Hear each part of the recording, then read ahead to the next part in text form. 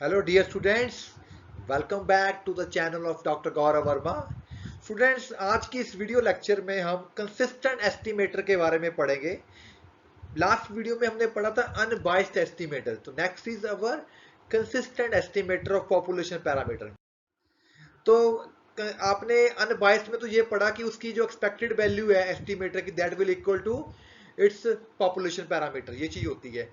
पर अब आगे हमें क्या करना है, ऐसा एस्टिमेटर ढूंढना है थीटा कैप। उसको हम कंसिस्टेंट एस्टिमेटर तब बोलते हैं if it converges in probability to theta, यानी कि थीटा कैप की वैल्यू अगर थीटा को कन्वर्ज कर जाए in probability as N tends to infinity, तो हम थीटा कैप को बोलेंगे कंसिस्टेंट एस्टिमेटर। कंसिस्टेंट एस्टिमेटर का मतलब है कि अगर थीटा कैप कन्वर्ज कर जाए इन प्रोबेबिलिटी टू थीटा, यानी कि theta cap approaches to theta, तो इसको मैथमेटिकली ऐसे लिखेंगे probability theta cap minus theta का mod greater than equal to E, अब साइन भी लिख सकते हो, is approaches to zero as N tends to infinity होगी, या इन दोनों का difference less approaches to one as N tends to infinity. तो इसका ये मतलब होगा कि थीटा कैप थीटा को अप्रोच कर रहा है प्रोबेबिलिटी में। ये दोनों तरीकों से आप कर सकते हो, मतलब कि आप ऐसे कर लो या ऐसे कर लो। इसका ये मतलब होगा कि थीटा कैप थीटा को अप्रोच करेगा in probability as N tends to infinity, क्योंकि क्योंकि अप्रोच कर रहा है ना उसको, तो इसकी प्रोबेबिलिटी वन होगी इसका मतलब।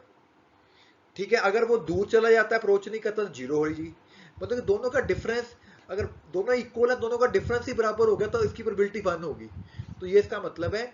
आगे चलते हमारे पास पहला क्वेश्चन आ गया यहीं पे कि सैंपल मीन जो होता है वो कंसिस्टेंट पैरामीटर होता है पॉपुलेशन मीन का। Sample mean is a consistent estimator of population mean. कैसे करेंगे प्रूफ? हम क्या करते हैं, एक सैंपल लेते हैं एन आइटम्स का, ठीक है, उसका सैंपल मीन ले लेते हैं। तो ये आ गया सैंपल मीन। आपको छैबेस इनइक्वालिटी सेम वन में स्टूडेंट्स पढ़ाई की थी, ये छैबेस इनइक्वालिटी होती है। तो मैंने ये वाली फॉर्म इसकी यूज कर ली छैबेस इनइक्वालिटी के। अब क्या करते हैं, यहाँ पे जो कैपिटल एक्स है उसको ई मान लेते हैं, सॉरी एक्स स्मॉल एक्स मान लेते हैं। ठीक है, टी इज इक्वल टू ई ले लेते हैं। ठीक है, तो अगर हम क्या करते हैं, एक्सपेक्टेशन निकालते हैं ई एक्स। ठीक है, एक्सपेक्टेशन निकालते ई एक्स की। तो एक्स को हमने यहाँ पे बेसिकली यहाँ पे एक्स बार लेना, सॉरी यहाँ पे एक्स बार लेना है। तो हम क्या करेंगे, एक्सपेक्टेशन एक्स बार की लिखेंगे, वो क्या होगी, न्यू ही हो जाएगी। ठीक है ना, क्योंकि ये हमारा क्या है बेटा, दिस इज न्यू, तो इसकी एक्सपेक्टेशन न्यू के इक्वल आ गई। वेरियंस इसका सिग्मा एक्स का वेरियंस कितना होता है, सिग्मा स्क्वायर एन। ये सारी वैल्यूज नंबर वन में पुट कर दो यहाँ पे। एक्स बार को एक्स बार, न्यू को न्यू ही रहेगा। तो ये ऐसे बन गया, जैसे ही एन टेंड्स टू इन्फिनिटी किया तो ये जीरो को अप्रोच कर जाएगा। तो this thing approaches to zero, क्योंकि अगर ग्रेटर का साइन होता तो जीरो को अप्रोच करना चाहिए। तो और अगर लेस देन का साइन है तो वन को अप्रोच कर जाएगा। इसका मतलब X bar approaches to mu in probability, तो वो कंसिस्टेंट एस्टिमेटर बन गया। अब यहाँ पे दो थ्योरम्स हैं। अगर टी एन कंसिस्टेंट एस्टिमेटर है गामा थीटा का, तो Sai gamma theta continuous function है गामा थीटा का, तो मुझे शो करना साई टी एन भी कंसिस्टेंट एस्टिमेटर होगा साई गामा थीटा का। यानी कि अगर टी एन कंसिस्टेंट एस्टिमेटर है गामा थीटा का, तो उसके अगर साई अगर लगा दें तो उसका कंसिस्टेंट एस्टिमेटर इसका हो जाएगा। तो टी एन किस कंसिस्टेंट एस्टिमेटर, तो डेफिनेशन लग गई, T N will approach in probability to gamma theta as N tends to infinity. तो for given epsilon greater than zero we can say that probability of this less than epsilon is greater than 1, greater than 1 minus neta and greater than m। ये भी definition लिखने का तरीका। अब Sai continuous function है, तो definition पता ना आपको कंटिन्यूस फंक्शन की होती है F X minus F A less than for epsilon 4 X minus A. तो ये आपका F X minus F A लिख दिया उसने। ठीक है, तो फॉर दिस थिंग, तो इसका मतलब ये जो हमारा कंटिन्यूटी अप्रोच हो रही किसके कारण हो रही है, अगर ये चीज है तो ये चीज मेरी होती है। ठीक है, अब यहाँ पे क्या चीज यूज करनी है, एक रिजल्ट होता है प्रोबेबिलिटी का। अगर ए इंप्लाइज बी हो, अगर ए बी को अप्लाई करता हो, ये ए है ये बी है, तो प्रोबेबिलिटी ऑफ ए बी से छोटी हो जाएगी। अब ये बी है आपका, ये ए है, ए इंप्लाइज बी है, इसका मतलब probability of B greater than probability of A होगी। ये बी सेट लिखा है इसने, ए लिखा है। अब इसकी वैल्यू आपके पास वन माइनस नीटा ली हुई, हमने यहाँ पे वन माइनस नीटा आ गया। ठीक है, जैसे ही हम एन टेंड्स टू इन्फिनिटी करेंगे तो ये चीज इसको अप्रोच करने लगी है। तो ये प्रोबेबिलिटी में इसको अप्रोच कर गया।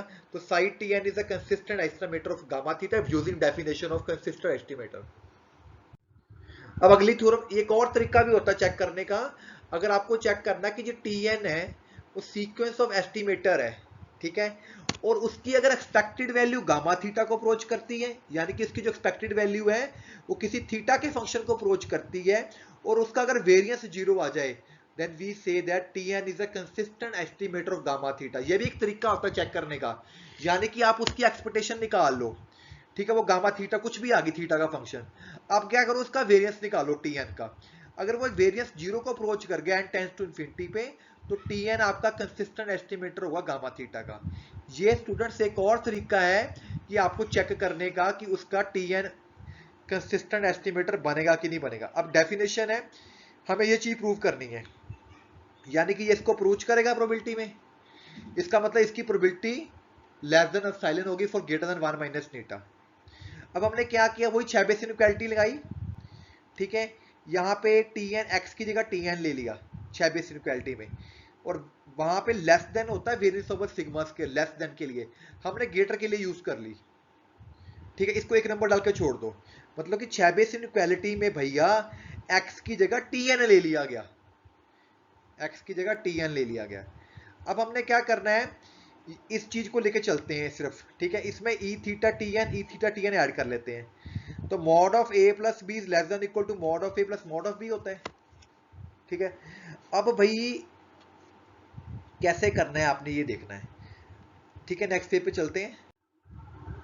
तो ये जो चीज है मेरी लेस देन डेल्टा है, ठीक है, तो जो हमारी पिछली इक्वेशन बनी वहां पे डेल्टा यूज कर लिया गया यहाँ पे, ठीक है, तो वहां पे डेल्टा यूज कर लिया गया। अब दिस अगर ये चीज होती है तो ये चीज इंप्लाइज हो रही है, तो इसका मतलब a इंप्लाइज b, जैसे पिछली थ्योरम में किया, अगर a इंप्लाइज b होता है तो इसकी प्रोबेबिलिटी b की probability of b is greater than probability of a हो जाएगा।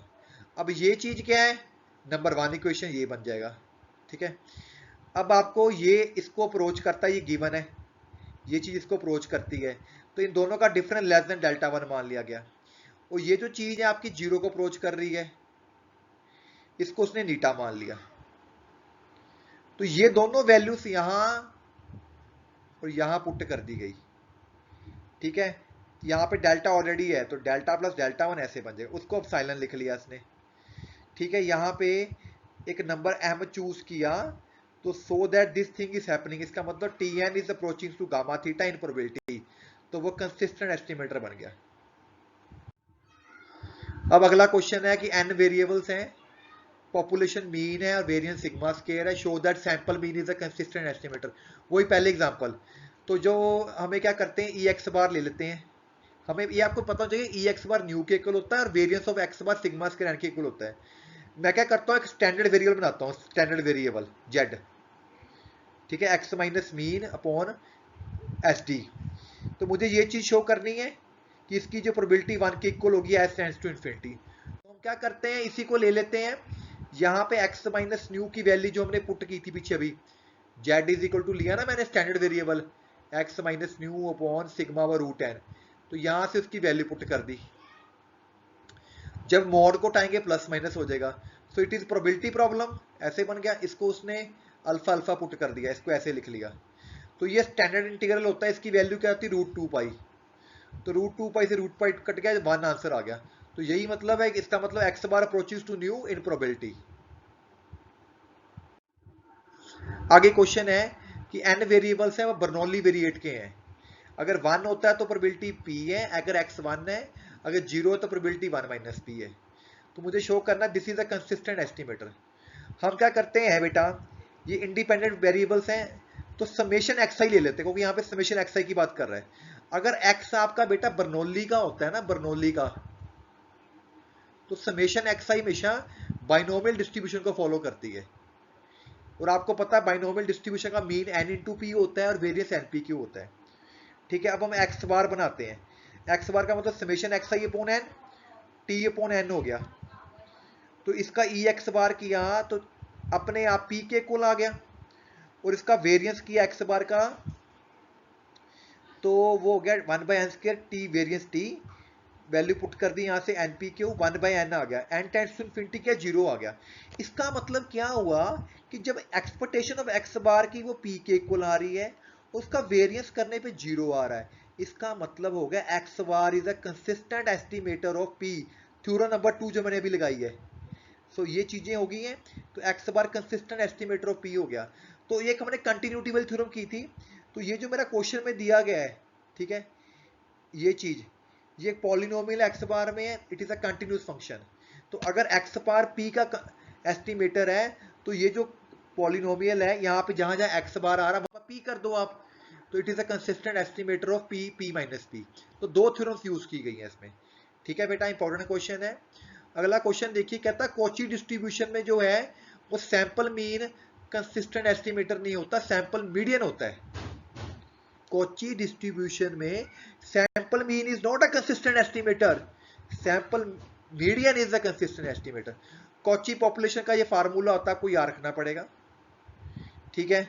अब मुझे चेक करना कि x is equal to mu पे क्या बात बनती है। मैंने कहा कि यस मैं x को न्यू पुट कर दिया, तो ये मेरा फंक्शन बन गया, ठीक है। तो डिस्ट्रीब्यूशन ऑफ एक्स बार जो है सेम एस एक्स की तरह शो होने लगी है।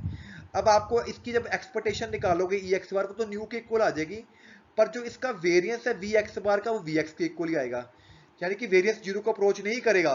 तो थ्योरम 2 के according x bar not consistent estimator हो गया, मतलब कि अगर इसका ई एक्स बार निकालोगे तो वो न्यू ही आएगा, ठीक है, पर वेरियंस एक्स बार जो वो जीरो के इक्वल नहीं आएगा, ठीक है। अब हमने मीडियन के बारे में बात करनी है, ठीक है। जब एक्सपेक्टेड वैल्यू करोगे मीडियन की, वो न्यू के आएगी इक्वल, क्योंकि वो सिमेट्री है इसमें। तो मीडियन के केस में ये इसका फार्मूला होएगा डी एफ का, ठीक है। F1 is a median ordinate, इसको सेटिंग करके ऐसे लिख लो। और वो कहता है ये जो मीडियन बनता है ना, ये 1/, जब x को न्यू पुट करते हैं तो 1/पाई वैल्यू होती है। तो यहाँ पे फंक्शन की वैल्यू 1/पाई पुट कर दो, x को न्यू पुट कर दो, तो ये इसकी वैल्यू बन जाएगी वेरियंस की, इसकी एन टेंड्स टू इन्फिनिटी पे 0 बन जाएगा। इसका मतलब ये क्या है, वो दूसरी थ्योरम को फॉलो कर रहा है। ये हमारा सैंपल मीडियन जो है कंसिस्टेंट एस्टिमेटर बन गया, क्योंकि इसका वेरियंस 0 आ गया, डेफिनेशन पढ़ी थी। और लास्ट एग्जांपल है, अगर टी कंसिस्टेंट एस्टिमेटर थीटा का है, तो टी स्क्वायर भी कंसिस्टेंट एस्टिमेटर होगा थीटा स्क्वायर का। डेफिनेशन लगाई, मॉड को ब्रेक किया, तो प्लस माइनस अल्फा लेके ऐसे हो गया, स्केयरिंग कर दी, ठीक है। तो यहाँ से थीटा स्क्वायर एप्सिलॉन स्क्वायर आएगा, यहाँ भी theta square epsilon square 2a भी, थीटा स्क्वायर सब पास से सब्ट्रैक्ट कर लिया, बीच में आ गया। इसको इसने माइनस अल्फा, इसको अल्फा मान लिया, क्योंकि एप्सिलॉन स्मॉल नंबर है, सो इसका mod less than epsilon alpha हो गया। तो it is approaches to 1, so T square is a consistent estimator. तो कंसिस्टेंट एस्टिमेटर की एक तो डेफिनेशन है प्रोबेबिलिटी वाली, एक हमारा जो थ्योरम नंबर 2 में काम किया है उसके अकॉर्डिंग हम काम कर सकते हैं। Thank you very much students for watching my video, signing off, doctor Gaurav Verma.